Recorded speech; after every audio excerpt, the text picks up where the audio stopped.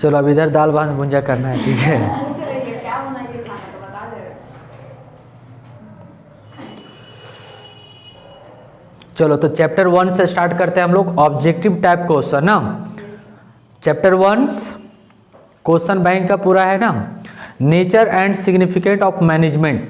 Chapter 1 objective type यानी multiple choice question. Question number 1 आप लोगों को फटाफट जवाब देना है, ठीक है, क्योंकि पढ़ा हुआ है। क्वेश्चन नंबर 1 कर the social responsibility of management is, यानी हिंदी में है प्रबंधन का सामाजिक उत्तरदायित्व है। बता सकते हैं पहले क्या है? प्रबंधन का सामाजिक उत्तरदायित्व है। बताइए, responsibility of management is, option दें।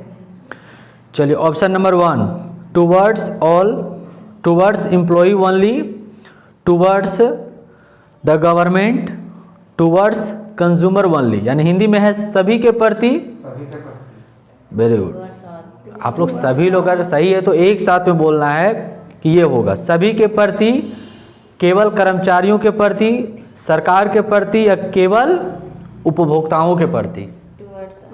टूवर्ड्स ऑल हो जाएगा। यानी एक जो मैनेजमेंट है, एक जो प्रबंधन का जो सामाजिक उत्तरदायित्व होता है सभी के लिए होता है, चाहे वो कर्मचारी हो, है कि नहीं, कर्मचारी हो या सरकार हो या फिर उपभोक्ता हो। अगर प्रबंधन का उत्तरदायित्व होता है तो क्या होगा? सभी के प्रति होगा। चलिए से और क्वेश्चन नंबर 2,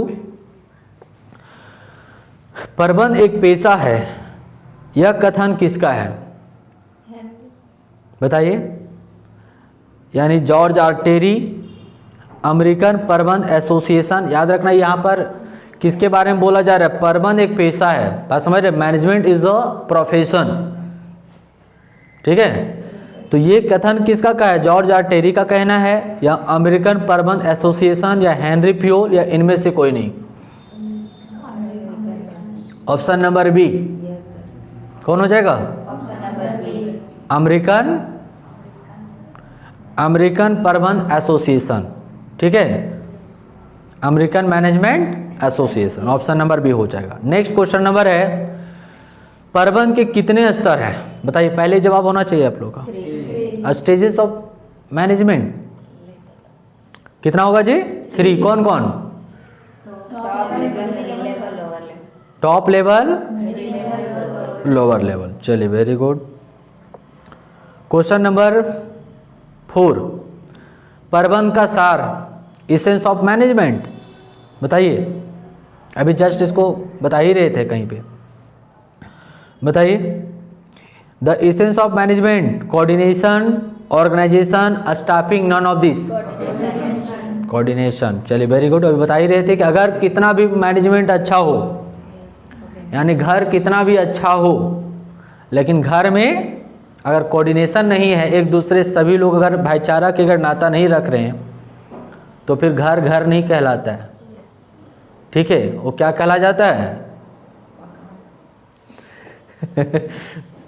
ठीक है, वो मतलब वो कितना भी अच्छा घर क्यों ना, फिर उसका रुत जो है एक तरह से क्या हो जाता है? चेंज हो जाता है, ठीक है। और छोटा ही घर है लेकिन अगर वहाँ कोऑर्डिनेशन अच्छा है तो फिर वो अच्छा ही कहलाता है। तो यहाँ पर वही कह रहा है कि आपका बिजनेस का ऑर्गेनाइजेशन कितना भी बड़ा क्यों ना हो और कितना भी बड़ा कंपनी क्यों ना हो, लेकिन अधिक कोऑर्डिनेशन अच्छा नहीं हो तो फिर सारा ऑर्गेनाइजेशन जो है वो खराब हो जाएगा। इसीलिए कोऑर्डिनेशन को इसेंस माना है। इसेंस मतलब अभी जैसे बताए थे कि शरीर के लिए रीढ़ का हड्डी कितना इंपॉर्टेंट है, ठीक है। तो उसी प्रकार जो है ऑर्गेनाइजेशन का कोऑर्डिनेशन जो है वो इम्पोर्टेंट रखता है, महत्व रखता है, ठीक है। चलिए नेक्स्ट जो क्वेश्चन है, क्वेश्चन नंबर ये 4 था। क्वेश्चन नंबर 5 है, प्रबंध है क्या? बताइए, इसका पहले जवाब होना चाहिए। कला और विज्ञान दोनों है, आर्ट एंड साइंस हो गया। चलिए नंबर आप हम लोग चलते हैं 6 की ओर, फटाफट हम लोग भागते हैं आगे। समन्वय है, बताइए, कोऑर्डिनेशन इज वॉलेंट्री है, नेसेसरी है, अननेसेसरी है, या wastage of time? Necessary. Very good. प्रबंध कला है, बताइए management is an art of, तो बताइए doing work in himself, taking work from others, both for doing work himself and taking work from others. क्या हो जाएगा? बोथ हो जाएगा, दोनों हो जाएगा, यानी स्वयं काम करने का है और साथ में करने का भी है ना, तो दोनों हो जाएगा, यानी ऑप्शन नंबर सी हो जाएगा। चलिए बहुत अच्छा।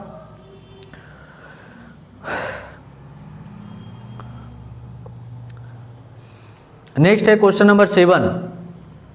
Question number 7, management is an art of, Kareena तेरे तरफ से नहीं जवाब आ रहा है। क्या है? जवाब देना है, बताइए management is an art of. अच्छा ये तभी पढ़े थे ना। नेक्स्ट क्वेश्चन है, प्रबंध उत्तरदायित्व का हस्तांतरण है क्योंकि इसमें सम्मिलित है। अभी बताए थे ना, इस क्वेश्चन को चर्चा किए थे हम लोग। Management is an delegate responsibility as it involves money, machines, man या मटेरियल्स। मशीन्स हो जाएगा। चलिए ठीक है। प्रबंध की प्रकृति है, प्रबंध का क्या नेचर है बताइए। The nature of management is, बताइए ऑप्शन में क्या होगा। As an inborn ability, as an acquired ability, as inborn ability and as acquired ability, both, none of this. Both हो जाएगा, दोनों हो जाएगा। ठीक है। अच्छा जो देख रहे होंगे ऑनलाइन या देखेंगे उनके लिए क्या मैसेज होगा? उनके लिए मैसेज ये है कि जैसे आप लोग अभी जवाब जो इसे दे रहे हैं, ठीक है, जैसे यहाँ पर हम क्वेश्चन पूछें, आपको 1 सेकेंड या 2 सेकेंड का जो टाइम मिल रहा है उसमें आपको क्या करना है, कमेंट में जाकर आपको भी क्या करना है, ABC जो लगेगा, ए ऑप्शन लगेगा, या फिर नाम अगर डायरेक्ट जान रहे तो नाम को आपको देना है। इससे आपका भी कंप्लीट हो जाएगा। सबसे बड़ा बात है, इस तरह का पढ़ने से क्या होगा कि कॉन्फिडेंस आपका मजबूत बनेगा, बिल्डअप बनेगा, और आपको लगेगा कि हम जो पढ़े हैं इसमें से हम कितना जवाब दे पाए। ये सबसे बड़ा बेनिफिट होता है। बाकी अपना से पढ़े, जैसे आप वो ट्रिक क्या लिखा हुआ है कि अभी आप पढ़ते हैं ऑब्जेक्टिव और पढ़ने के बाद जो टिक करते हैं उसके बाद कॉन्फिडेंस होता है कि नहीं, अच्छा हम 50 क्वेश्चन में से हम 30 को अगर सही किए तो होता है, मजबूत होता है कि नहीं। तो ये इसका कॉन्फिडेंस बिल्डअप होगा, तब आपको अनुभव मतलब फील होने लगेगा कि अब हम जो तैयार में हैं, ठीक है मेरा तैयारी, हम जवाब दे लेते हैं, इसका मतलब हमारा ठीक चल रहा है। कुछ कुछ अभी लग रहा है कमी, उसको क्या करना है, सुधार करना है। चलिए तो क्वेश्चन नंबर लास्ट जो है क्वेश्चन नंबर 10 है, चैप्टर 1 का था।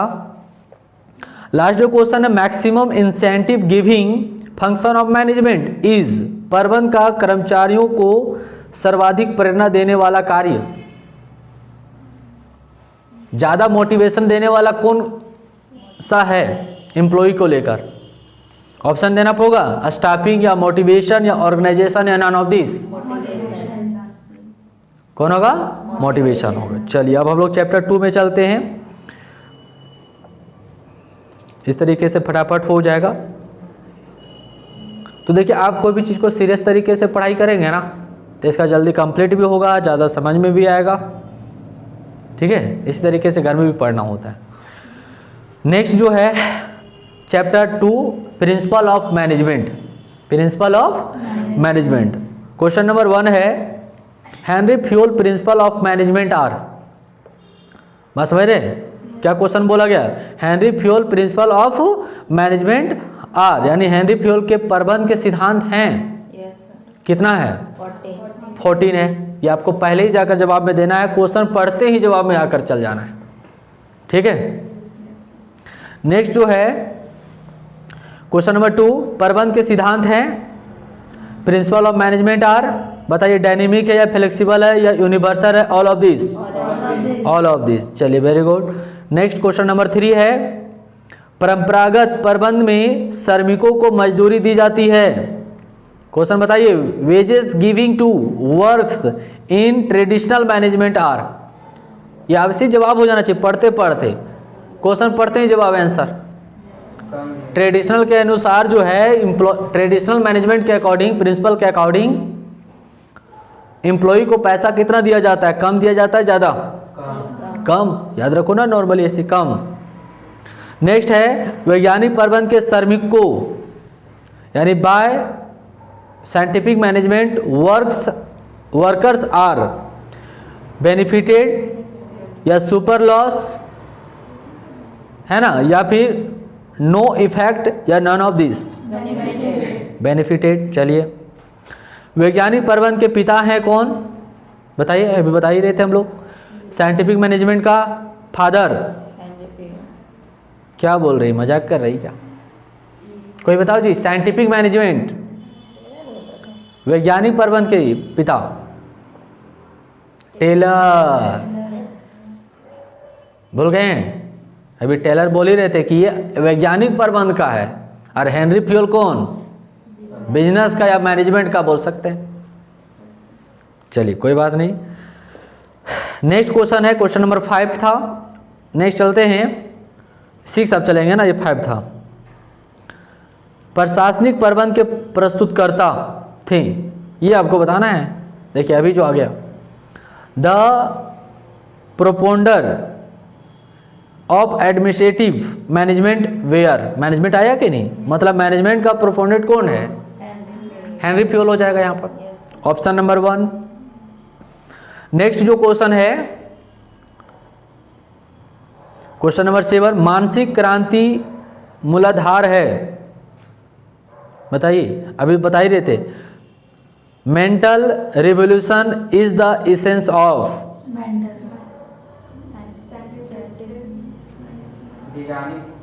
ऑल ऑफ दिस, या कॉम्बिनेशन, या रिलेशंस, या साइंटिफिक मैनेजमेंट, तो कौन हो जाएगा, वैज्ञानिक प्रबंध ना। मानसिक क्रांति का मूलाधार कौन हो जाएगा, तो वैज्ञानिक प्रबंध हो जाएगा। चलिए क्वेश्चन नंबर 8 चलते। वैज्ञानिक प्रबंध से लाभ में होते हैं, अभी जस्ट अभी बोल रहे थे, लाभ में क्या होता है, वृद्धि इंक्रीज होता है, या रेड्यूस यानी कम होता है, नो इफेक्ट होता है, या नन ऑफ दिस, इंक्रीज होता है। नेक्स्ट है, हेनरी फ्यूल का जन्म हुआ था जुलाई 1991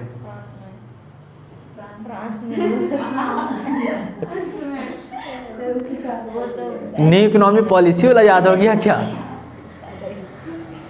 कोई बात नहीं, ठीक है, आराम से रुकना है और फिर उसको क्लियर कर रहा है, ठीक है, क्लियर क्या करना है,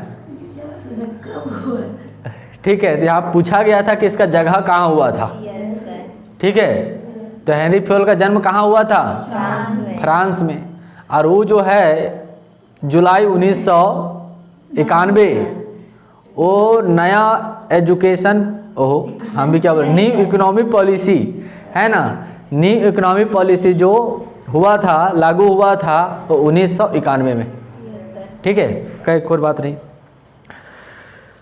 नेक्स्ट जो है कितना नंबर था जी, 10 था, क्या बोल रही है, हेनरी फ्यूल का जन्म हुआ था तो हो गया ये। हेनरी, वैज्ञानिक प्रबंध से उपभोक्ताओं को क्या होता है, क्या होता है, लाभ होता है ना, तो ऑप्शन नंबर में था कोई प्रभाव नहीं, ये तो गलत बोल रहा है साहब साहब, शोषण होता है, ये कहाँ का बात बोल रही थी, ऐसे गलत हो जाएगा, है ना, और लाभ होता है तो होगा, हानि तो होगा ही नहीं। चलिए तो ये हम लोग का एक लास्ट क्वेश्चन है, अच्छा इसी को पढ़े थे ना अभी 10 नंबर, तो ये हो गया हम लोग का 10, यानी चैप्टर 2 एक तरह से हम लोग को कंप्लीट हो गया। और लास्ट में जितना भी चैप्टर हम लोग पढ़ेंगे लास्ट में क्वेश्चन दे देंगे, जो भी हम लोग का टेस्ट हुआ तो जो सारा क्वेश्चन है, और यही क्वेश्चन को क्या कर लेना है, पूरे तरीक़ा से स्टडी कर लेना है, यानी कि वेरी शॉर्ट क्वेश्चन और शॉर्ट क्वेश्चन और लॉन्ग क्वेश्चन। ऑब्जेक्टिव भी यहाँ पर आपको इतना ही, मतलब इतना पढ़ना और तो भी पढ़ना, इतना में तो होगा नहीं, ये चैप्टर वाइज हो गया, सेपरेट हो गया, लेकिन और पढ़ना है, जैसे एग्जाम टारगेट हो गया, एग्जाम स्कोर से तो उधर पढ़ना ही है, ये आपका क्वेश्चन बैंक से हो गया, लेकिन वेरी शॉर्ट और लॉन्ग, ये जितना जो हम देंगे PDF में, इसको क्या करना है, पूरे तरीक़े से उसको पढ़ लेना है, इतना ही में से क्वेश्चन आएगा, सारा वेरी वेरी इंपॉर्टेंट क्वेश्चन है। चलिए अब हम लोग का चैप्टर कौन जाएगा जी, बिजनेस इन्वायरमेंट, ठीक है, चैप्टर जो जाएगा 3 में। चलिए चैप्टर 3 में क्वेश्चन नंबर 1 आपके सामने पेश होता है, the main components of the new economic policy are time है ना, बताइए कौन बनेगा करोड़पति में, इसी तरह है ना। आपके सामने क्वेश्चन नंबर 1 पेश होता है, बहुत ही सावधानी के साथ खेलिएगा क्योंकि ये आपका पड़ाव नंबर 2 है। यदि आप इस पड़ाव को अगर यहाँ पर चूकते हैं तो सीधा आप लास्ट पॉइंट में आएंगे और आपको सिर्फ यहाँ पर 1000 रुपये लेकर जाना होगा। ठीक है, तो बहुत ही सोच बूझ कर खेलना है और देखिएगा। चलिए आपके सामने देखिए स्क्रीन पर शो कर रहा है question number 1, the main components of the new economic policy are. Option number 1 liberalisation, globalisation और प्राइवेटाइजेशन, ऑल ऑफ दिस। तो क्वेश्चन ये पूरे तरीका से लग रहा है सही है। ठीक है, ऑप्शन नंबर डी। चलो क्वेश्चन नंबर 2, निम्नलिखित में से कौन सा व्यवसायिक वातावरण का लक्षण नहीं है। ठीक है, यानी विच of the following does not a characteristics the business environment. Question समझ में आ रहा है? मतलब बताना है कि बिजनेस एनवायरनमेंट का कौन सा कैरेक्टर नहीं है।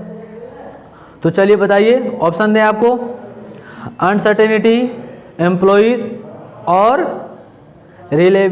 रिलेटिविटी और कॉम्प्लेक्सिटी। चलिए ऑप्शन नंबर हो जाएगा बी ना। सर हाँ यहाँ पे दिया हुआ है 16 सेम क्वेश्चन, हाँ। which is not a characteristic of business environment। Yes, तो इसको देखिए ना, मैं दिया इस क्वेश्चन में थोड़ा सा हम लोग का डाउट था, लेकिन इसी के आधार पर अभी हम लोग चल रहे थे तो बहुत अच्छा मिला ही। Which is not a characteristics of business environment, uncertainty means employee reliabilities ना। तो ये वाला तो था अभी हम लोग का ऑप्शन में, है ना।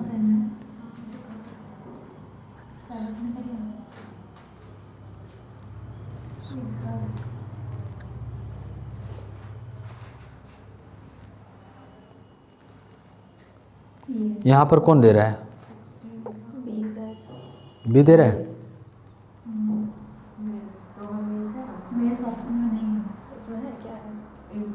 यहाँ ऑप्शन में नहीं है। आंसर क्या है?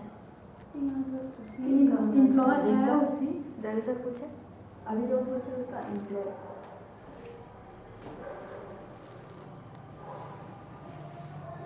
मिस दिया हुआ है ना। चलो अभी हम लोग मान लेते हैं एम्प्लॉय, ठीक है। और फिर यहाँ अगर मेस का ऑप्शन दिया रहेगा तो उसको भी ले लेना है, ठीक है। थोड़ा सा इस क्वेश्चन में डाउट क्रिएट करता है, ठीक है। चलिए आगे बढ़ते हैं हम लोग।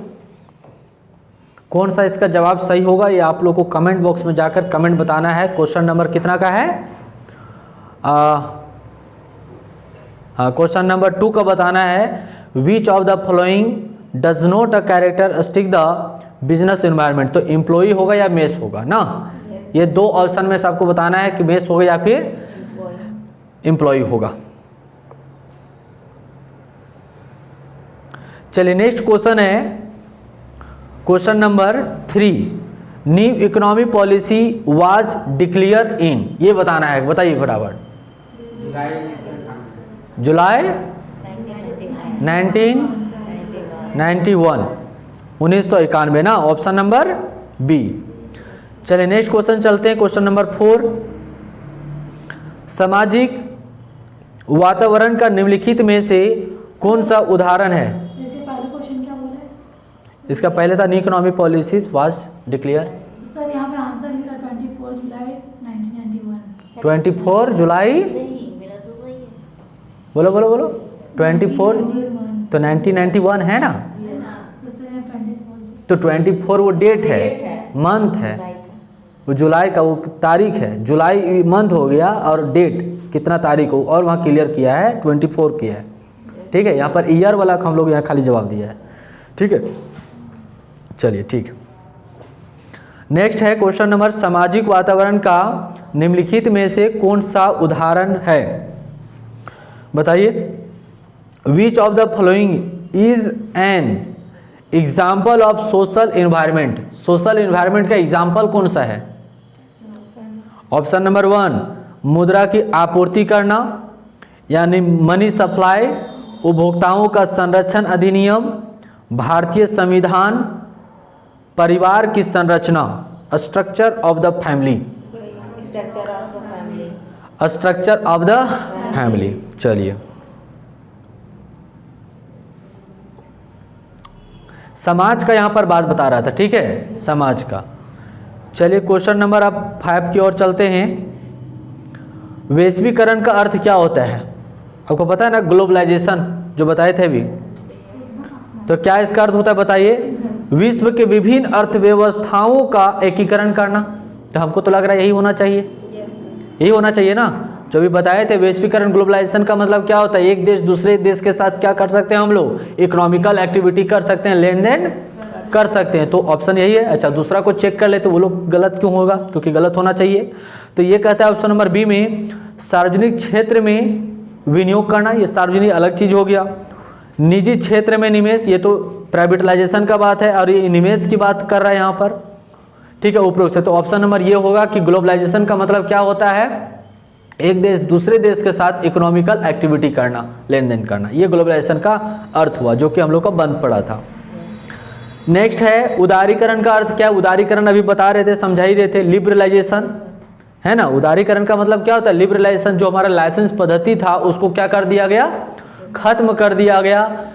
अब खत्म भी पूरा नहीं बोल सकते, मतलब उसको लिबर कर दिया गया, उसको आसान कर दिया गया। जो हम लोग का टफ था कोई बिजनेस को करने में, लाइसेंस पद्धति बहुत टफ था। हर चीज़ के लिए आपको लाइसेंस लेना है, और लाइसेंस का भी जो लेने में कठिनाई होती थी, और उसका रूल रेगुलेशन को फॉलो करने में बहुत टेंशन होता था एक बिजनेसमैन के लिए। तो वो सारा क्या कर दिया गया? आसान कर दिया गया। अब बहुत ही आसान प्रकार से लाइसेंस ले सकते हैं और काम कर सकते हैं। तो देखिए, बताइए ना, बताना है इधर। जवाब कम हो रहा है तो लोग का है ना, सही बोल रहे हैं ना। तो ऑप्शन नंबर 1 क्या है? लिबरलाइजेशन मीन्स क्या होता है बताइए? विश्व के विभिन्न अर्थव्यवस्थाओं का एकीकरण, ये है ऑप्शन में। तो देखिए, ये तो हमको लग रहा है, अभी तो जस्ट पढ़े, तो ये तो ग्लोबलाइजेशन का बताया जी। ऑप्शन नंबर बी जो है, लाइसेंस की आवश्यकताओं एवं अनियंत्रणों को आसान करना। तो सुटेबल तो ये लग रहा है जो भी समझाएं। और सी में सार्वजनिक क्षेत्र में निवेश, ये तो अलग चीज है। और लास्ट जो है, इनमें से कोई नहीं, तो हो जाएगा कौन? अपना से बोलो, दूसरा वाला सुन के नहीं, और समझो। अपना से बोलेंगे या ना, मतलब अपना से समझ रहे हैं, समझिए। क्योंकि ये देखो, ये जो समझा दे रहे हैं और बता दे रहे हैं, ये फिर इसको दोबारा उलट के देखने की जरूरत नहीं है। और इसको भरोसे मत रखना फिर जाके घर में पढ़ेंगे, क्योंकि टाइम नहीं तुम्हारे पास, ठीक है। तो इसको जो पढ़ रहे हैं, समझ रहे हैं, इसको मान लो कि चलो ये मेरा ड्यूटी पूरा हो गया, अब इसको घर में जाके पढ़ने की जरूरत नहीं है। ये टाइम जो यहाँ कंज्यूम कर रहे हैं, वही टाइम वहाँ जाकर कंज्यूम करते लगाते। तो वही समझो कि मेरा एक तो काम हो जा रहा है कि नहीं, ये काम हो रहा है। घर में बैठ के काम करे चाहे यहाँ पर बैठ कर काम करे, काम हो जा रहा है। अब तो टेंशन नहीं रहेगा, इसके साथ समझ भी ले रहे हैं कोई चीज़, और ऐसा समझ रहे कि फिर दोबारा बोलने वाला नहीं है क्या। ऐसे भी साथ में पढ़ने का वो ज़्यादा याद रहता है। अब अपना ही अपने में पढ़ना, क्या गलत समझे क्या सही समझे, वो सब अपने में रह गया, है ना। चलिए नेक्स्ट क्वेश्चन है जी, क्वेश्चन नंबर 7। इसलिए पूरे एनर्जी और ताकत के साथ पढ़ो और समझो, क्योंकि ये समझो हो जा रहा है हमेशा के लिए, इसका पूरा हो जा रहा है, ठीक है। आसान हो जा रहा है बहुत आपको घर में पढ़ने के लिए। व्यवसायी के आर्थिक वातावरण को प्रभावित करती है। क्वेश्चन समझ में आया? Effects the economic environment of business, यानी व्यवसायी के आर्थिक वातावरण को प्रभावित करती है। जो बिजनेस इकोनॉमिकल है ना, बिजनेस जैसे जो कर रहे हैं, जैसे हमारा बिजनेस है, तो हमारे इस बिजनेस पर कौन ऐसा इफेक्ट डालेगा? तो नंबर 1 है economic system, liberalisation, globalisation, privatisation. तो क्या हो जाएगा? इकोनॉमिक की हो जाएगा, क्योंकि हमारे इकोनॉमिक की बात कर रहा है। इकोनॉमिक मतलब हमारे पैसा के ऊपर जो है प्रभाव डालेगा, कौन ऐसा पॉलिसी डालेगा? इकोनॉमिक। तो सेपरेट कर इकोनॉमिक दिया, ऐसे प्रभाव तो सब घटना से होता है, लेकिन यहाँ पर सेपरेट बता रहा है इकोनॉमिक पॉलिसी अगर कोई आ गया, जैसे सरकार है जीएसटी का बढ़ा दिया नियम, टैक्स बढ़ा दिया, तो कौन पॉलिसी हो गया? इकोनॉमिकल पॉलिसी हो गया ना। तो ये जो पॉलिसी हमारे डायरेक्ट अपने प्रॉफिट पर, हमारे इकोनॉमिकल एक्टिविटी पर क्या करेगा? वो डायरेक्टली क्या करेगा? वो प्रभाव डालेगा। बाकी सारा चीज़ें से, घटना से क्या होता है? एक बिजनेस के इकोनॉमिकल पर प्रभाव करता है। नेक्स्ट जो है व्यवसायिक वातावरण को मदद नहीं करता है। बिजनेस एनवायरनमेंट को कौन सी इवेंट जो है हेल्प नहीं करता है, मदद नहीं करता है। क्वेश्चन का मतलब ये है business environment does not help to. Business environment को हेल्प कौन नहीं करता है? मदद नहीं करता है। तो बाधा, बस समझ रहे ना, बाधा या फिर अवसर, संसाधन या निशिष्टता। संसाधन। बताओ। इंग्लिश में थोड़ा ऑप्शन पढ़िए। पहला हिंड्रेंस है, अपॉर्चुनिटीज है, रिसोर्सेस है या सर्टेनिटी है। कौन व्यवसायिक वातावरण को मदद नहीं करता है? मदद, सहयोग, तो क्या हो जाएगा? सर्टेनिटी। क्या हो जाएगा? सर्टेनिटी। देखिए पहला वाला तो एक तरह से, वो एक तरह से कहीं ना कहीं अवसर जो है, देखिए अवसर जो है वो तो मदद ही करता है ना। अपॉर्चुनिटी अगर आता है किसी बिजनेस के लिए तो हेल्प ही है, मदद ही है। लेकिन जो ये निश्चित है, निश्चित मतलब फिक्स जो है, सर्टेनिटी जो है वो क्या है कि ये आपको होना ही होना है। तो किस रूप में मदद कर रहा है? बात समझ रहे हैं? आपको जब पता है कि ये हमारा तो होगा है, ये हमारा है ही, तो वो किस रूप में मदद हो रहा है? बिजनेस एनवायरनमेंट को कैसे वो मदद हो रहा है? आप ही के जैसे सोचिए कि आपको फिक्स है कि ये मेरा ही सामान है, तो ये कैसे मदद हो गया? जो आपके लिए अपॉर्चुनिटी दूसरा चीज़ है वो ना आपको क्या हो गया? मदद हो गया। चलिए नेक्स्ट जो क्वेश्चन है,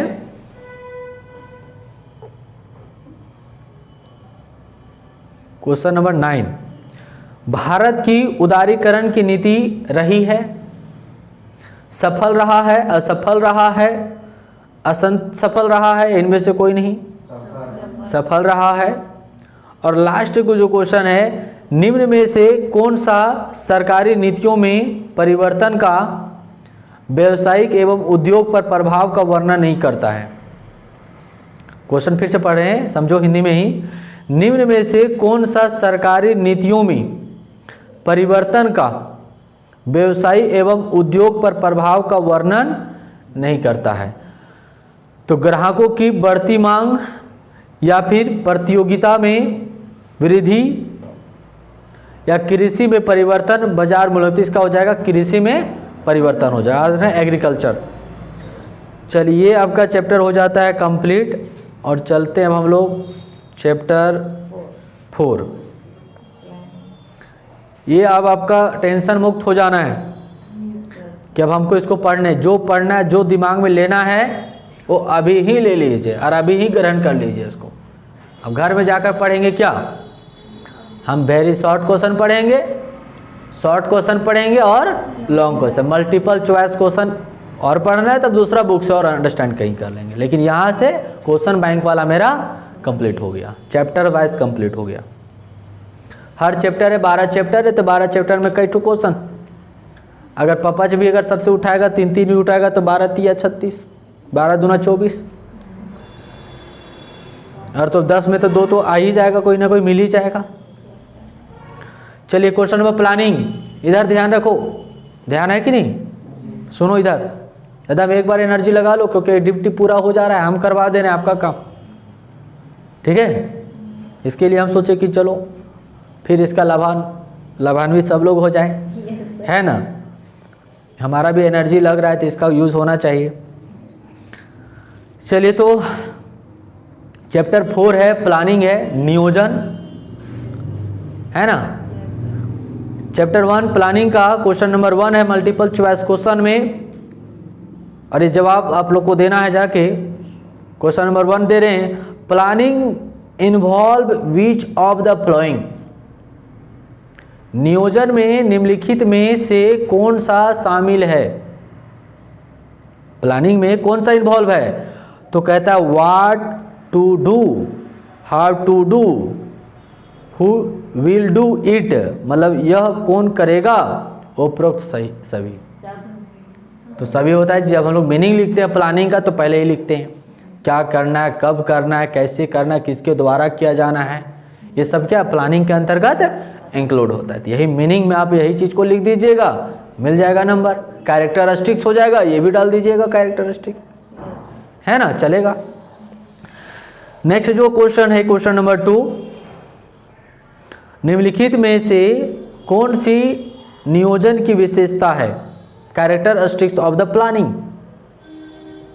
विच ऑफ द फॉलोइंग, ठीक है, विच of the following is a feature या कैरेक्टरिस्टिक्स ऑफ द प्लानिंग, मतलब इसमें से कौन सा प्लानिंग का कैरेक्टर है? तो बताइए। पहला, लक्ष्यों को प्राप्त करने पर ध्यान केंद्रित करता है, व्यापक है, मानसिक, व्यवसायी है, उपरोक्त सभी। तो बताइए ऑल ऑफ दिस होगा।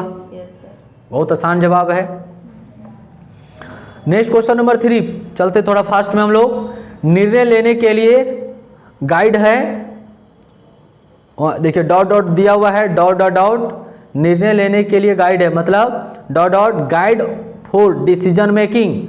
रूल्स है, वहां पर क्या भराएगा वो भरना है, रूल्स होगा या पॉलिसी होगा या प्रोसीजर होगा या मेथड होगा, क्या होगा?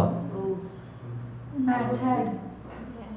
पॉलिसी होगा, पॉलिसी है ना, policy guide for decision making. Policy समझ रहे हैं ना, नियम बनाना एक तरह से। तो पॉलिसी जो है यानी नीति जो है, नीति निर्णय ऐसे देखो हिंदी में सूटेबल कौन होगा? नीति निर्णय लेने के लिए गाइड है। आप लोग वो सब क्यों पलट कर रखे हुए? वो आपका दिमाग वहाँ डाइवर्स कर देगा, फिर इधर समझने नहीं पाएगा। उसको बंद करो, बंद करो, दिमाग को डाइवर्स कर देगा। फिर यहाँ पूरा 100% यहाँ दो। आपने तो पढ़ा है कि नहीं? आप पूरा बुक पढ़े हुए हैं, उतना दिन से हम लोग तैयारी कर रहे हैं, है कि नहीं? तो पूरा यहाँ पर दिमाग लगा दो, ठीक है। तो क्या होगा हिंदी में देखो, सुटेबल कौन करेगा? नीति निर्णय लेने के लिए गाइड है, ठीक है, नीति होना वहाँ पर होगा। नेक्स्ट जो क्वेश्चन नंबर 4 है, नियोजन का अर्थ है बीच की खाई को पाटना, यानी planning means to bridge the gap between. Option दे।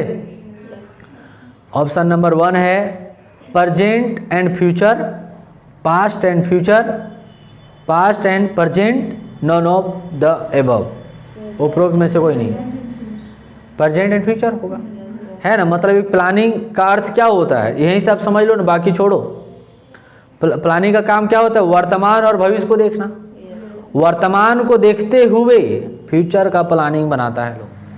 अब प्लानिंग तो जानते हैं कि भविष्य को अभी देखने का वो है। प्लानिंग जो है भविष्य की चीज़ें को आज ही वर्तमान में आपको दिखा देगा। आज प्लानिंग बनाइए, भविष्य की सपना को आज आपको दिखा देगा।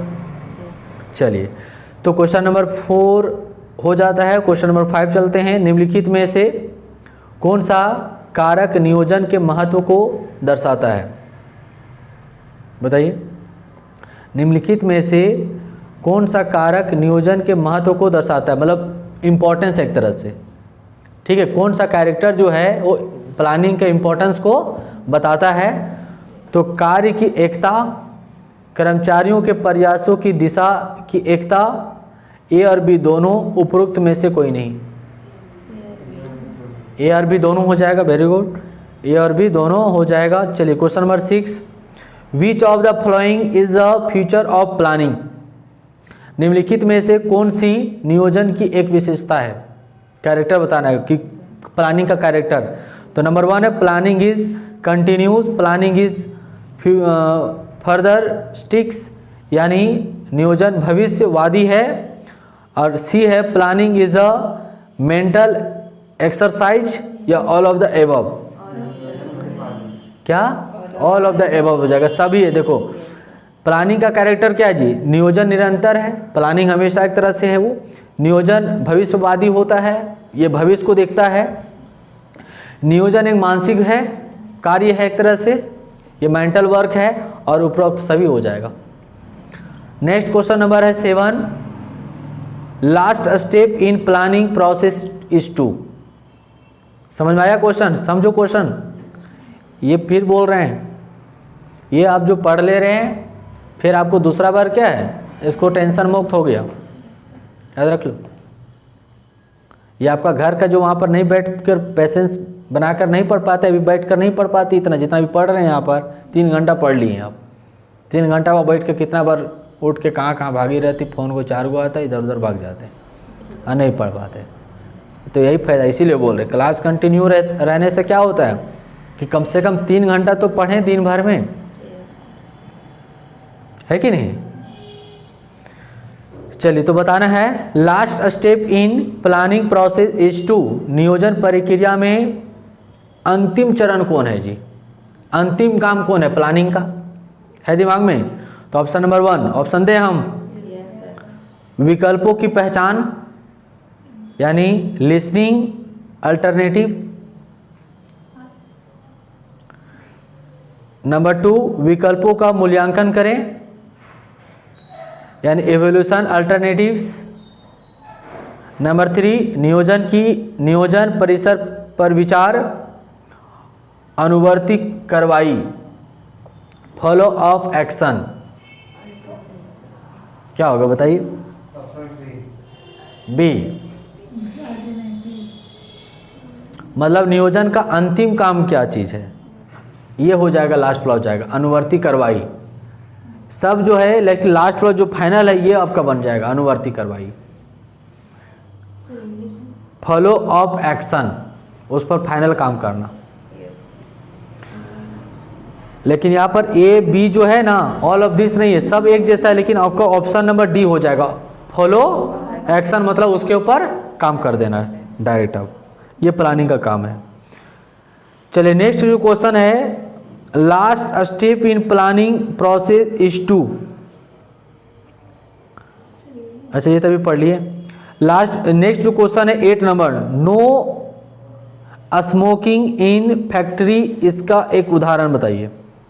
No smoking in the factory is an example of, मतलब फैक्ट्री में स्मोकिंग नहीं करना है, इसका एग्जाम्पल देना है, मतलब क्या इसका वहाँ लिखा रहता है। नो क्या एक पॉलिसी है, क्या एक रूल है, प्रोसीडर्स है, क्या ये मेथड्स है या रूल है, मेथड, रूल, रूल है, हाँ रूल है, ठीक है।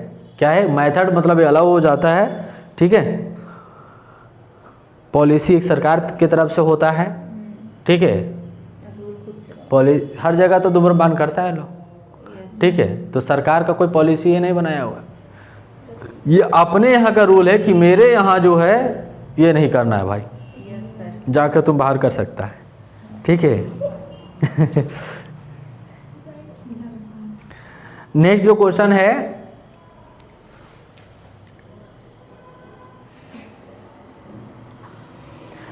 बिक्री में 20% की वृद्धि, बताओ क्या है, प्रक्रिया है 20% का वृद्धि, क्या कर रही है करीना, दाल भात खत्म। बिक्री में 20% की वृद्धि, दिस इज द प्रोसेस या रूल्स है, ऑब्जेक्ट है या तरीका, सब मिक्स कर दे रहे हिंदी इंग्लिश नहीं। हिंदी में पहले से बोल दे, बिक्री की में 20% की वृद्धि, ऐसे सब कॉमन वर्ड है इसीलिए हिंदी इंग्लिश बोल दे रहे हैं। प्रक्रिया मतलब प्रोसेस होगी, ऑप्शन नंबर ये है, प्रक्रिया है, नियम है यानी रूल है, या उद्देश्य है या फिर तरीका है। आप लोग भी बता सकते हैं, कोई जरूरी नहीं इंग्लिश बोलना। क्या होगा बोलो,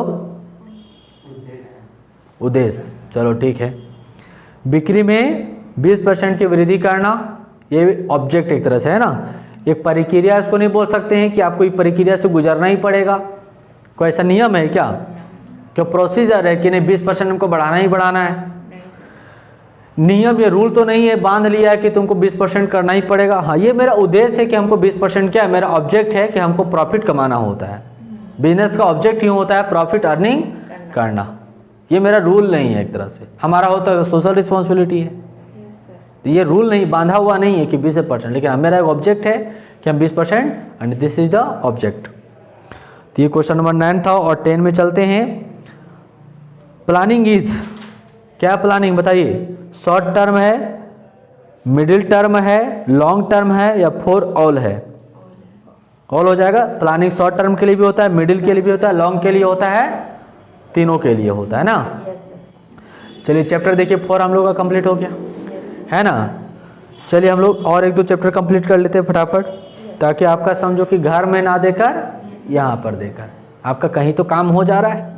यही चीज़ को यहाँ छोड़ के जाएंगे तो फिर वहाँ तो आपको पढ़ना ही पड़ेगा। Yes, sir. तो चलो भाई वो टाइम यहीं लगा लेते हैं, कहीं तो काम मेरा हो जा रहा है कि नहीं। चैप्टर है ऑर्गेनाइजिंग, ऐसे फटाफट पढ़ेंगे तो हो जाएगा। देखो इधर जवाब दो। विच of the following is not an element of delegation. Chapter 5 का है ऑर्गेनाइजेशन। निम्नलिखित में से कौन सा प्रतियोजन का तत्व नहीं है? ऑप्शन दे, इंग्लिश में भी पढ़े हैं। Which of the following is not an element of delegation? Accountability, authority, responsibility, informal organisation. कौन होगा? अनौपचारिक संगठन। कौन हो जाएगा? अनौपचारिक संगठन, इनफॉर्मल ऑर्गेनाइजेशन। ठीक है। Question number 2। सामाजिक संबंधों का एक नेटवर्क जो कार्यस्थल पर अंत क्रिया के कारण अन्यायस उत्पन्न होता है वो कहलाता है। चलो इसको हिंदी में रहने देते हैं, ये बड़ा थोड़ा सा स्टेटमेंट है, फिर से एक बार हिंदी पढ़ दे रहे। सामाजिक संबंधों का एक नेटवर्क जो कार्यस्थल पर अंत क्रिया के कारण अन्यायस उत्पन्न होता है वो कहलाता है। एक समाज में अन्यायस एक कारण उत्पन्न होता है, उसको क्या कहते हैं? तो औपचारिक संगठन उसको कहते हैं, अनौपचारिक संगठन कहते हैं, या विभेदीकरण कहते हैं, या भारापर्ण कहते हैं। नहीं उसको, हाँ वेरी गुड, अनौपचारिक संगठन ही है। ठीक है, वेरी गुड। यानी जो भी बोल रहा था अन्याय उत्पन्न होता है वो क्या कहलाता है? अन्याय उत्पन्न कर रहा है तो क्या है? अनौपचारिक संगठन है ना। चलो ठीक है। नेक्स्ट क्वेश्चन नंबर 3 है। विच of the following does not follow the scalar chain. निम्न में से कौन सा स्केलर चेन का अनुसरण नहीं करता है? ऑप्शन दे, सुन रही है? तो निम्न में से तो उसी में देना होगा। हाँ इसी में देना है ऑप्शन, निम्न में से ही कोई।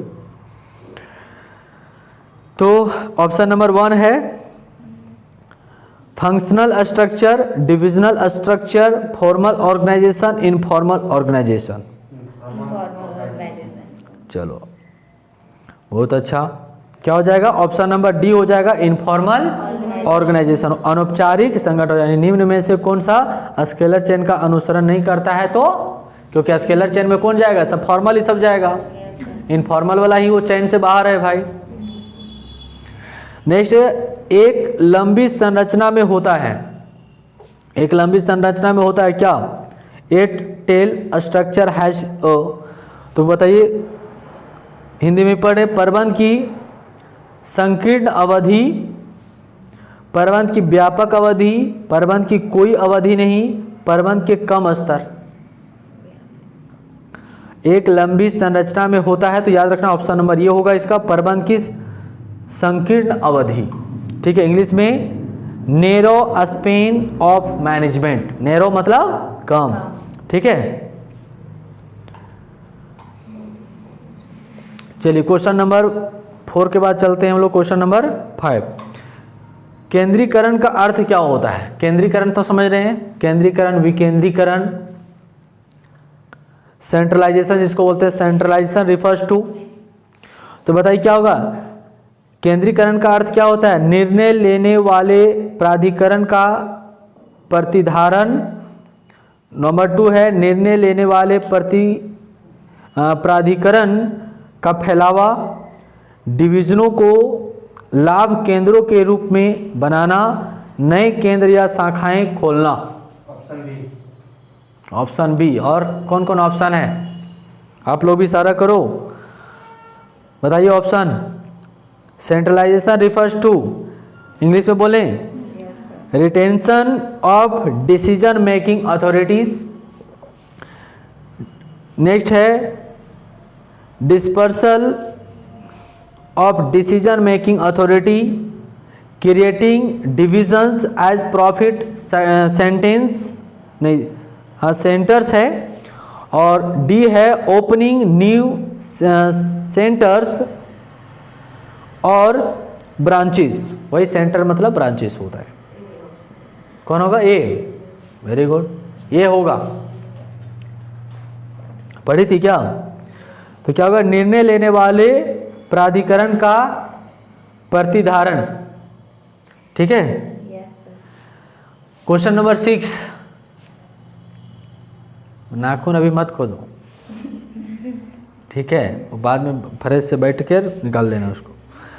नेक्स्ट है प्रबंध की अवधि को संध निर्भर करता है। The span of management refers to. Question English Hindi में बोल दिए, ऑप्शन हिंदी में पढ़ते रहे। प्रबंधकों की संख्या, प्रबंधकों की संख्या, अवधि की लंबाई जिसके लिए एक प्रबंधक नियुक्त किया जाता है। ऑप्शन नंबर सी है। एक वरिष्ठ के अधीन अधीनस्थों की संख्या, शीर्ष प्रबंधन में सदस्यों की संख्या। सी पढ़ी थी क्या? ऐसे मार दी सोच के? Yes, sir. चलो अच्छा है, ऑप्शन नंबर सी होगा। यानी एक वरिष्ठ के अधीन अधीनस्थों की संख्या।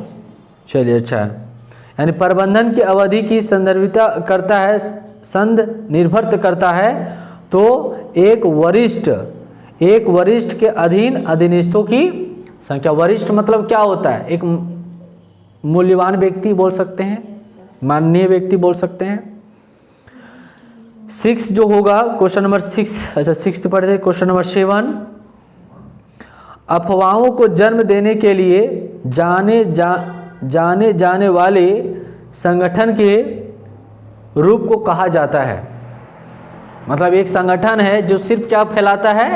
अफवाह फैलाता है, उसे क्या कहते हैं? क्वेश्चन यही ना। The form of organisation known for giving rise to rumours is called. तो बताइए क्या कहलाएगा? केंद्रीकृत संगठन उसको कहेंगे, या फिर विकेंद्रीकृत संगठन कहेंगे, या अनौपचारिक तो ही हो जाएगा जी, है ना। इनफॉर्मल ऑर्गेनाइजेशन उसको कहा जाएगा। क्या कहा जाएगा? इनफॉर्मल ऑर्गेनाइजेशन कहा जाएगा। नेक्स्ट है उत्पाद लाइनों के आधार पर गतिविधियों का समूह एक हिस्सा है।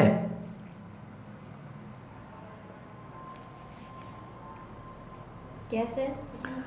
उत्पाद लाइनों के आधार पर, मैन्युफैक्चर, ठीक है, उत्पाद लाइनों के आधार पर गतिविधियों का समूह एक हिस्सा है। इंग्लिश में है इसका grouping of activities on the basis of products line is a part of. तो delegated organisation, division organisation, functional organisation, या ऑटोनोमियस ऑर्गेनाइजेशन। सी बी होगा, डिवीजन ऑर्गेनाइजेशन होगा। ठीक है, यानी डिवीजन संगठन, इसको इंग्लिश में भी वही लिखा है। ठीक है, चलिए 9 ध्यान रखो इधर, बहुत काम का हो रहा है, आपका घर का काम ही हो जा रहा है। ठीक है, डबल फायदा, हाँ डबल बेनिफिट हो रहा है, टाइम बचाव हो जा रहा है। अब वहाँ पर ये इतना ही चीज़ को पढ़ने में कितना घंटा लगता पता है? 4 घंटा लगता, और वो भी 4 घंटा में नहीं पूरा होता। अभी जैसे आज पढ़ती कल टेस्ट है तो पता चला ऑब्जेक्टिव पढ़े में कल तक हो गया और फिर भी नहीं पूरा हुआ, और इतना सब कर लेगी सब हो गया, और कल इसी में से रहेगा। देखना अगर अभी इतना पढ़ लिए ईमानदारी से तो 100% है कि 30 में से 25 तो मार दीजिएगा, 100%। चलो नेक्स्ट जो क्वेश्चन नंबर 9 है, कार्यों के आधार पर, लेकिन आप बढ़िया से गणन करो, फिर अगर भरोसे रख ली कि जाके फिर से फ्रेश से करेंगे नहीं इसको, तब फ्रेश होते रह जाएगा वो, ठीक है। इसलिए जो पढ़ना है जो समझना है अब ये समझ लीजिए। कार्यों के आधार पर गतिविधियों का समूहीकरण का एक भाग है grouping of activities on the basis of functions is a part of. बताइए क्या होगा? ये भी पढ़े थे क्या? इसी को तो पढ़े थे भी हम लोग शायद, नहीं पढ़े नहीं थे इसको, 8 पढ़े थे ना। हाँ देखिए यहाँ पर समझिएगा, दोनों क्वेश्चन एक जैसा है लेकिन इसका ऑप्शन अलग अलग है। मतलब निम्नलिखित में से किसे प्रत्यायोजित नहीं किया जा सकता है। ऑर्गेनाइजेशन थोड़ा चैप्टर जो होता है डिफ़िकल्ट है समझने में, ठीक है। मीनिंग उनिंग तो थोड़ा तुरंत समझ में आ जाएगा, तो ऐसा समझिएगा। तो क्या हो जाएगा? डिसेंट्रलाइज ऑर्गेनाइजेशन, डिवीजन ऑर्गेनाइजेशन, या फंक्शनल ऑर्गेनाइजेशन, या सेंट्रलाइज ऑर्गेनाइजेशन। डिवीजन सर अभी तो यही नहीं था, इसका हो जाएगा फंक्शनल ऑर्गेनाइजेशन हो जाएगा।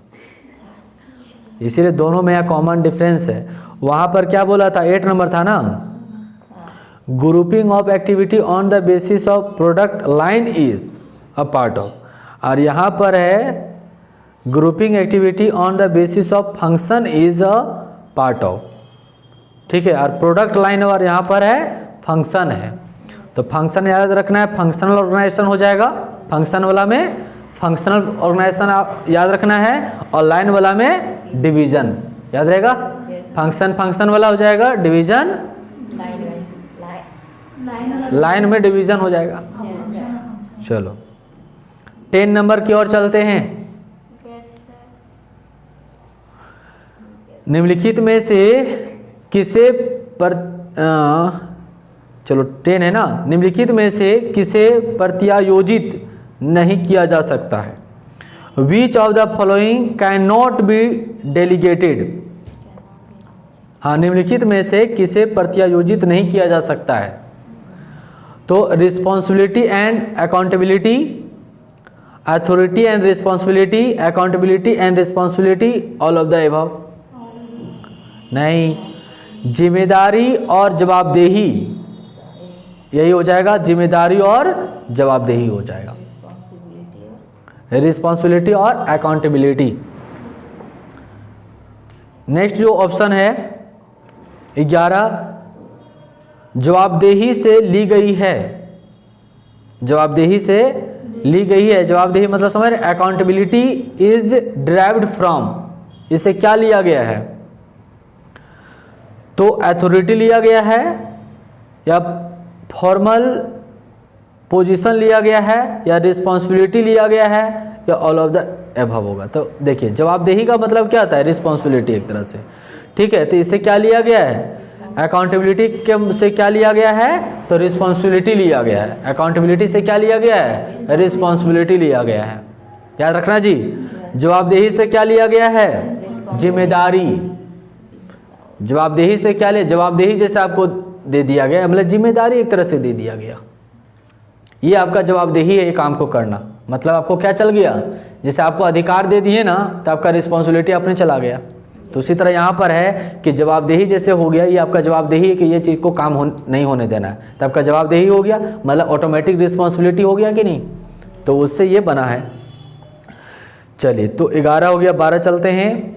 किसी कर्मचारी को दिया गया अधिकार होना चाहिए, मतलब वहाँ गैप है, किसी कर्मचारी को दिया गया अधिकार डॉट डॉट होना चाहिए, क्या होना चाहिए?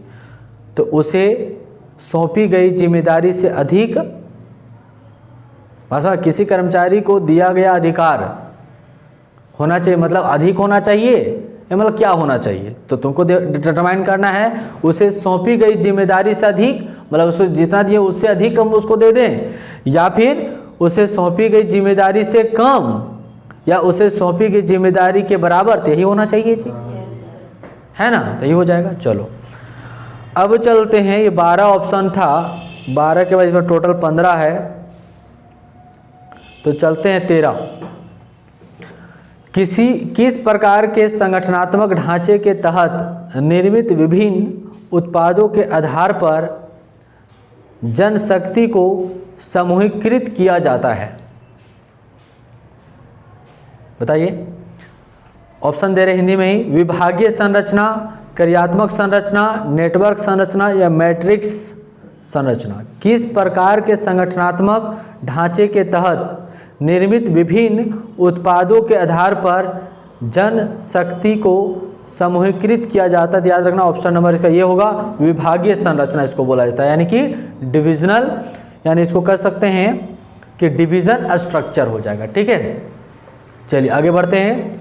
14 नंबर, निम्न में से कौन सा स्केलर चेन का पालन नहीं करता है? स्केलर चेन तो भी बताए थे, स्केलर चेन का फॉलो नहीं करता है। Which one of the following does not follow scalar chain? तो इनफॉर्मल जी ऑर्गेनाइजेशन तो ही ना कर रहा है, पहले वाला भी क्वेश्चन ऐसे ही था इनफॉर्मल, तो देखो ये आप जान रहे, कहीं इसका जवाब हो जाता है। Question number 15, involves giving authority and responsibility to subordinates, मतलब डॉट डॉट है, में अधीनस्थों को अधिकार और उत्तरदायित्व देना शामिल है। तो division of work, decentralisation, delegation या सेंट्रलाइजेशन।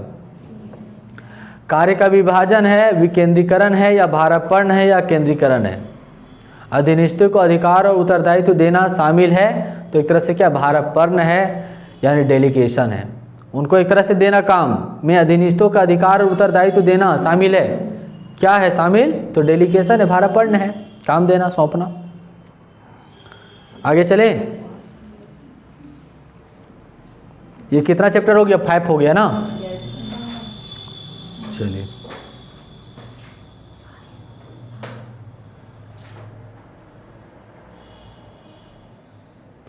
अब 5 के बाद 6 जो आता है स्टाफिंग, रिक्रूटमेंट करना, नहीं कर्मचारी को क्या करना? नियुक्त करना एक तरह से। देखिए इसका ऑप्शन है, निम्नलिखित में से कौन सी गतिविधियां मानव संसाधन विभाग के द्वारा दायरे में आती है?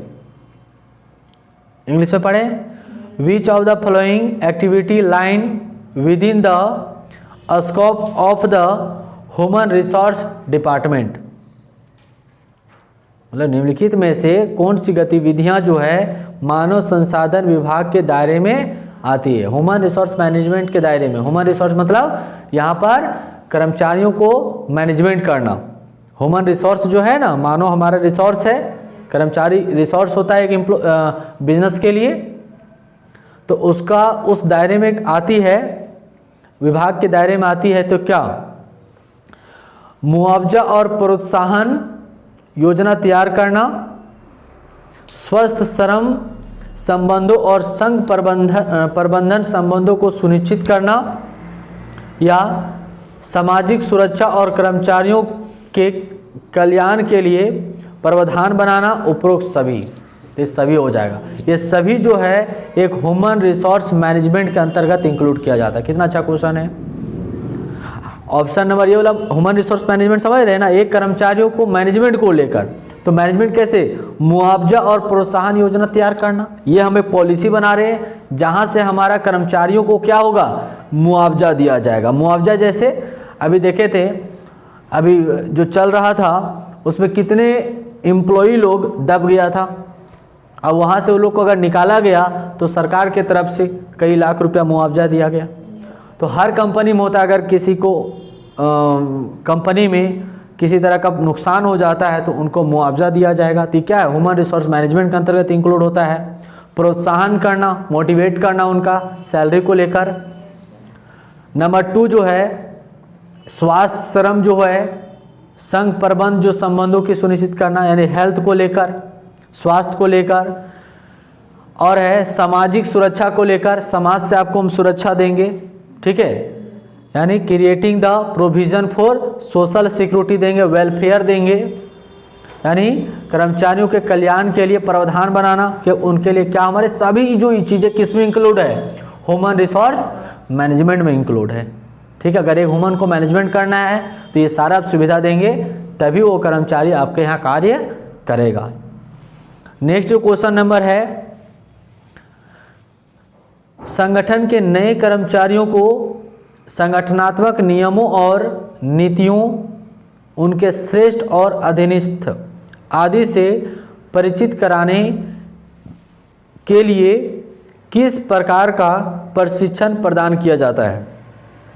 क्वेश्चन देख रहे हैं ना, मतलब एजुकेशन किस तरह का दिया जाता है उनको प्रशिक्षण के लिए, नीति के लिए।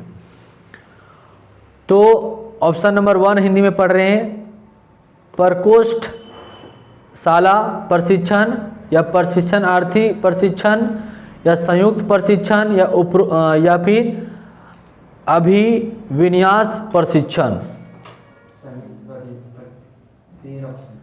डी होगा अभिविन्यास प्रशिक्षण, यानी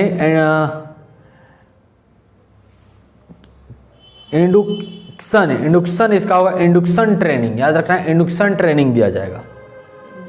हाँ, इंडक्शन ट्रेनिंग होगा। ऑप्शन नंबर क्वेश्चन नंबर 3 चलते हैं, प्रशिक्षण की प्रशिक्षण की पद्धति के तहत एक प्रशिक्षु को एक मास्टर कार्यकर्ता के मार्गदर्शन में रखा जाता है। क्वेश्चन समझ में आया? फिर से पढ़ रहे हैं, सुनो। प्रशिक्षण की पद्धति के तहत एक प्रशिक्षु को एक मास्टर कार्यकर्ताओं के मार्गदर्शन में रखा जाता है। ऑप्शन नंबर 1 है संयुक्त प्रशिक्षण। अच्छा, ये तो अभी पढ़े थे हम लोग, इसको पढ़े हैं ना, इसको तो पढ़े हैं। चलिए क्वेश्चन नंबर 4, किसी व्यक्ति की रुचि या भागीदारी के पैटर्न को जानने के लिए उपयोग किया जाता है। बताओ, ऑप्शन दें। व्यापार प्रशिक्षण, व्यक्तित्व प्रशिक्षण या बुद्धि प्रशिक्षण या रुचि प्रशिक्षण। कौन? Very good, option number D हो जाएगा, रुचि प्रशिक्षण ना, यानी इंटरेस्ट टेस्ट। चलिए नंबर 5 है, यह संगठनात्मक संरचना के साथ साथ कर्मचारियों के क्षैतिज आंदोलन को संदर्भित करता है, यह क्या है? बताओ। ऑप्शन नंबर 1 है हस्तांतरण, हिंदी में पढ़े, हस्तांतरण है, पदोन्नति है, प्रशिक्षण है या फिर पदोन्नति है, यानी डिमोशन। बताइए कौन होगा जी? और फिर से पढ़ रहे, क्वेश्चन समझना। एक संगठनात्मक संरचना के साथ साथ कर्मचारियों के क्षैतिज आंदोलन को संदर्भित करता है, यह क्या है? तो हस्तांतरण, इसके याद रखना, हस्तांतरण यानी ट्रांसफर, प्रमोशन, ट्रेनिंग, डिमोशन यानी तो हो जाएगा ट्रांसफर। चलिए क्वेश्चन नंबर 6 देखो, चयनित कर्मचारी को अन्य कर्मचारियों से परिचित कराने और उसे संगठन के नियमों और नीतियों से परिचित कराने की प्रक्रिया है। In the process of introducing the selected employee to other employees and familiar him with the rules and policy of the organization. Option number 1 है ओरिएंटेशन, सिलेक्शन, ट्रेनिंग या रिक्रूटमेंट। क्या? हाँ, ओरिएंटेशन हो जाएगा। अभिविन्यास, इसको हिंदी में पढ़ते हैं विन्यास। ठीक है, चलिए क्वेश्चन नंबर 7, निम्नलिखित में से कौन सा नियुक्तिकरण से संबंधित नहीं है? रिक्रूटमेंट से संबंधित कौन सा नहीं है? ऑप्शन नंबर बताना है आपको कि रिक्रूटमेंट से संबंधित नहीं है। तो हिंदी में पढ़ रहे हैं, यहाँ पर फिलहाल हिंदी में है भर्ती, चयन, प्रशिक्षण, प्रचार। तो सब रिक्रूटमेंट से है जी। अगर एक व्यक्ति को रिक्रूटमेंट किया जाता है तो उसमें यह स्टाफिंग भी है, चयन भी किया जाता है, उसमें प्रशिक्षण भी दिया जाता है और प्रचार भी किया जाता है ना, एडवर्टाइजिंग किया जाता है। तो ये क्वेश्चन नंबर 7 था। क्वेश्चन नंबर 7, अच्छा ये 7 हो गया ना। 8,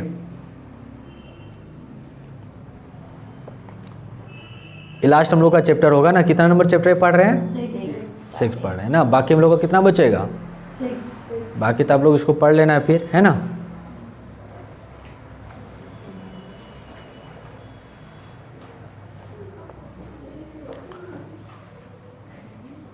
नेक्स्ट जो क्वेश्चन है क्वेश्चन नंबर 8,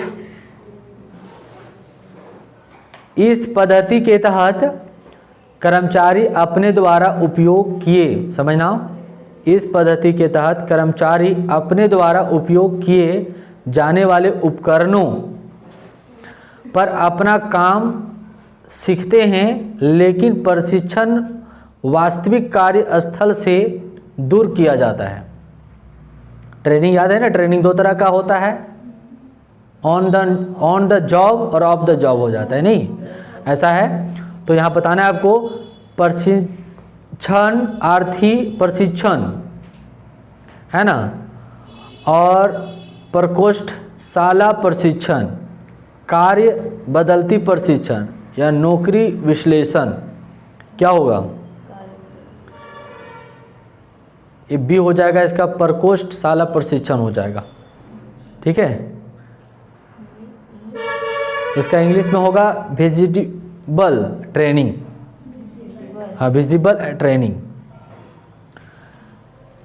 9 नंबर देखिए, विच of the following is not a process of selection.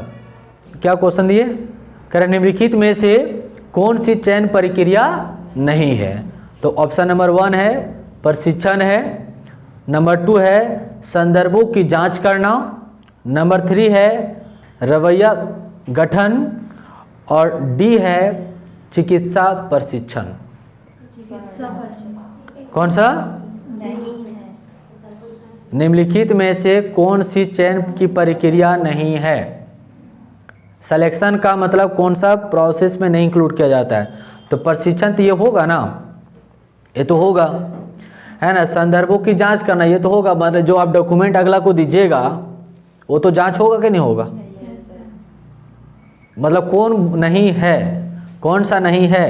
तो रवैया गठन ये अलग चीज़ है, तो यही हो जाएगा। चिकित्सा तो ये है, मेडिकल जांच तो होबे करेगा, है ना, मेडिकल जांच तो होगा ही होगा। चलिए 10 नंबर जो है, खुली नौकरियों के लिए आवेदन करने के लिए योग्य व्यक्ति को आकर्षित करने की प्रक्रिया को क्या कहा जाता है?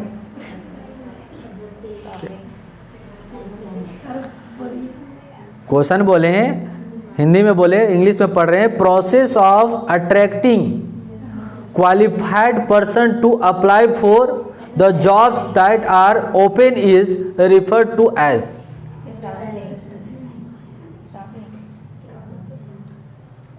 अरे तो लोग दूसरा दुनिया में मत जाओ, ठीक है, यही दुनिया में अभी फिलहाल रहो, उसके बाद दूसरा दुनिया में जाना।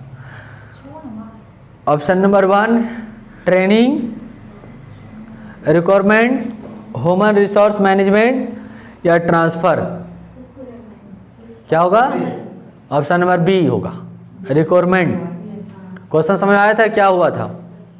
मतलब जो एक क्वालिफाइड जो व्यक्ति है उस व्यक्ति को कैसे अपने यहाँ लाएं। हाँ, तो वही यहाँ पर है रिक्वायरमेंट। नेक्स्ट क्वेश्चन नंबर 11, निम्नलिखित में से कौन सी चयन की प्रक्रिया नहीं है? फिर अभी आ रहा है, शायद पीछे पढ़े थे। है ना। अभी तो लोग बताओ, जवाब दो।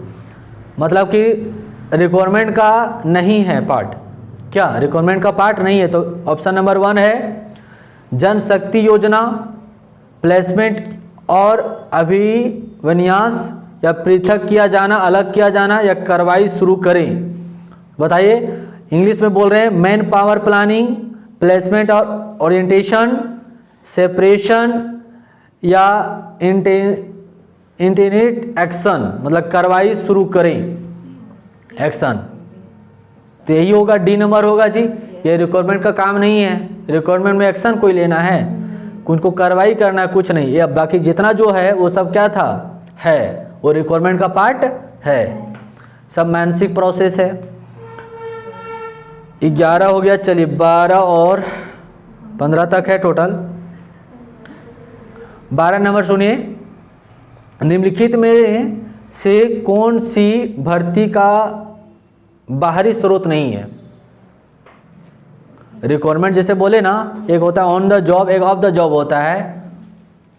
तो इसमें से बताना निम्नलिखित में से कौन सा भर्ती का बाहरी स्रोत नहीं है, मतलब बाहर का नहीं है, इंटरनली स्रोत है।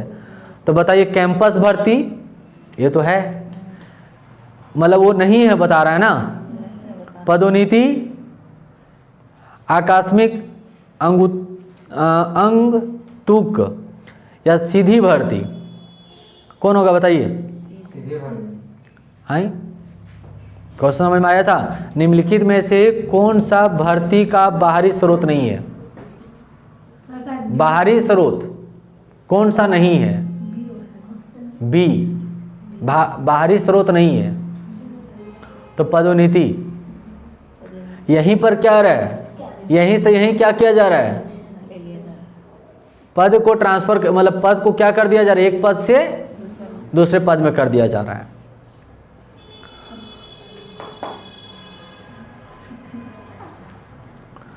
चलो नेक्स्ट क्वेश्चन है 13 नंबर, किस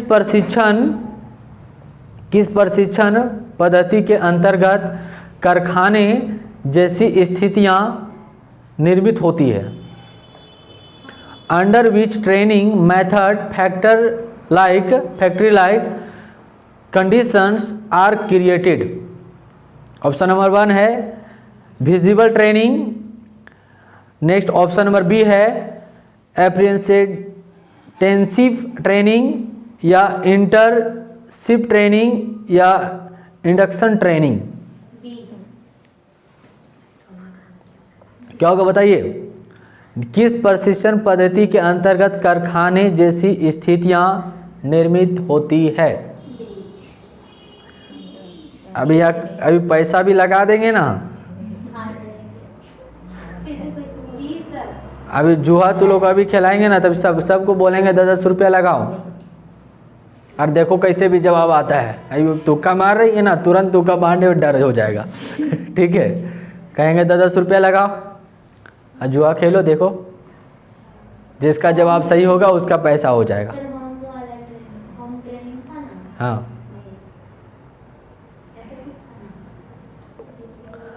13 था ना। हाँ, प्रकोष्ठशाला प्रशिक्षण होगा ए नंबर वाला, ये तो कई बार आया है जी, ये वाला विजिबल ट्रेनिंग ये होगा विजिबल ट्रेनिंग। 14 नंबर, चलिए जिसको बताना है वह अवधारणा जिसमें सभी प्रकार से व्यक्ति का विकास शामिल है। वह ट्रेनिंग जहाँ पर व्यक्ति को सारे तरीका से विकास है, नॉलेज से लेकर फिजिकल है ना, संस्कारी, हर तरह का नॉलेजेबल है। तो किस तरह का प्रशिक्षण है या विकास है या पदोन्नति है या स्थानांतरण है। क्या होगा, विकास डेवलप करना। वहाँ पर क्या होगा, हर तरह, किस तरह का ट्रेनिंग है, वहाँ विकास में सारा चीज़ हो जाएगा।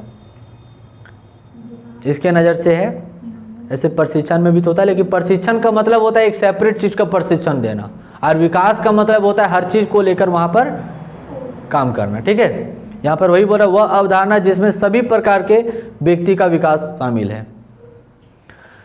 नेक्स्ट जो क्वेश्चन है, question number 15, requirement selection and training are components, यानी भर्ती, चयन और प्रशिक्षण इसके घटक हैं। तो नियोजन का ऑप्शन है नियोजन, संगठन या नियुक्तिकरण या नियंत्रण करना, प्लानिंग, ऑर्गेनाइजिंग, स्टाफिंग, कंट्रोलिंग। बताओ, भर्ती, चयन और प्रशिक्षण इसके घटक हैं। बताइए, ट्रेनिंग और कंपोनेंट्स ऑफ, किसका कंपोनेंट है बताइए? प्लानिंग और ऑर्गेनाइजिंग और स्टाफिंग और कंट्रोलिंग। स्टाफिंग का हो जाएगा, ठीक है, स्टाफिंग का ऑप्शन नंबर सी हो जाएगा। तो ये हम लोग चैप्टर कितना तक कंप्लीट किए हैं? 6 तक कंप्लीट किए। कौन कौन चैप्टर बच जाता है? 7, 8 और बाकी मतलब 5-6 चैप्टर और बचता है नहीं। चलो तो हम लोग फिर नेक्स्ट क्लास में पढ़ेंगे और क्या, और सब इसको पढ़ लेना है तो लोग को, बाकी कल हम जाके पढ़ना है इसको घर में। लीजिए, किस चीज़ का क्वेश्चन? फर्स्ट ईयर का। और वेरी शॉर्ट क्वेश्चन, और वो तो पहले बताए थे ना, हम अपलोड कर देंगे। चलिए।